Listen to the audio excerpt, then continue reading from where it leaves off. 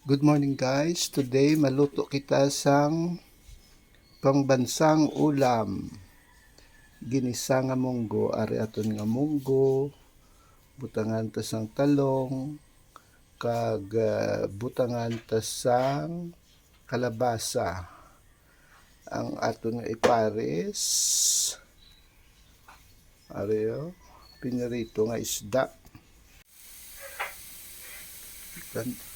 Pwedeng gisatan na ang onion, kag garlic. Para na, pwede na siya. Then,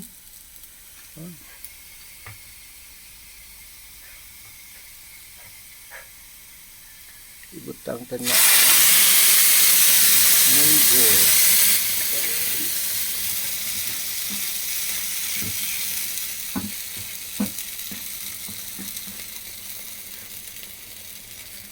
Then, let's put the kalabasa.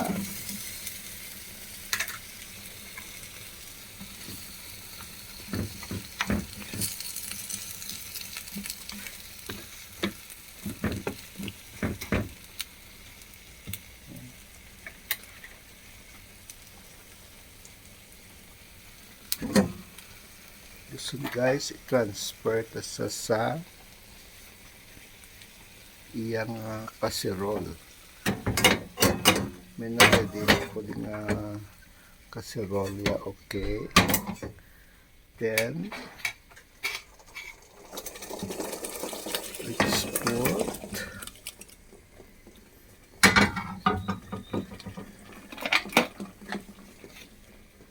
while ang aton nga fish after luto tas ang pangbansang ulam ta i-fried ta ang fish.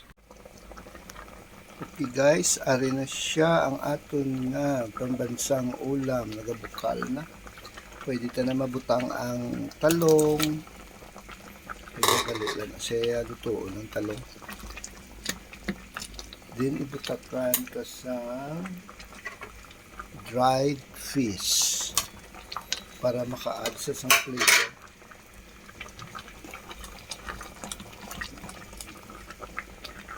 So, pwede ka na siya subong masison sa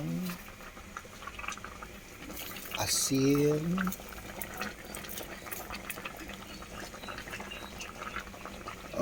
black pepper.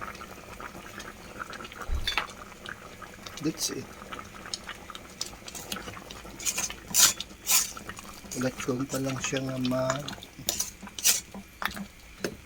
humok ang talong kag kalabasa din. Luto na nga siya dayon. Okay, takpan to sana kay para simmer siya. Madali sa maghumok. Okay. Okay guys, i-check ta kung pwede na, kung okay na siya. Natawag ta ang kalabasa kung humok na. Kalabasa, humok, check. Ang talong, humok na, check. I think this is now okay. Nagagwa gid ang aroma sang garlic natin gisa sa garlic. Nagagwa gid ang amoy sang garlic. It smells delicious. Okay guys, muna na siya. I think it's done already. Okay, next time fried na taguro sang fish. Next natin nga i-check i-fried ta na ni ang fish. So ginawait ta pa nga init ang kalaha kay para hindi magpilit. While waiting ta sa nga init ang aton kalaha, may tubig pang kalaha.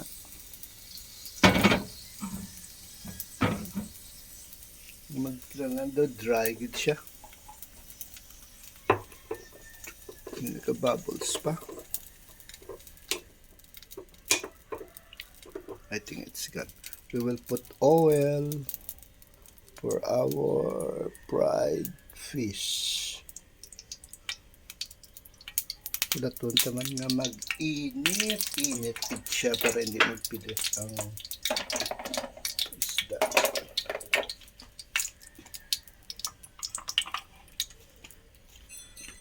Well, waiting ta sa aton nga fish. There we go.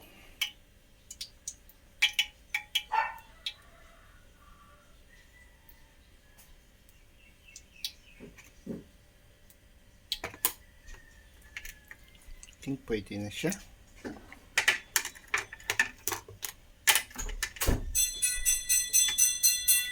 Pwede na. Okay, let's put the branda. Then,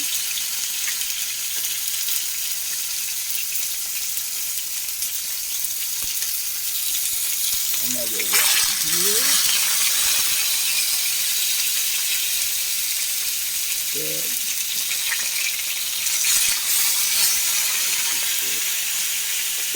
yan ang ating fried fish. Ipares sa pambansang ulam.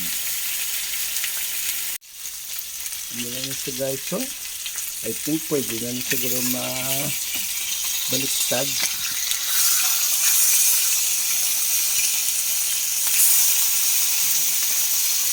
Medyo golden brown na, pero hindi ito naman sa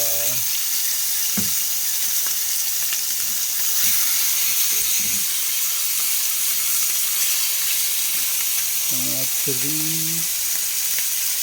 to 4 minutes dito na siya.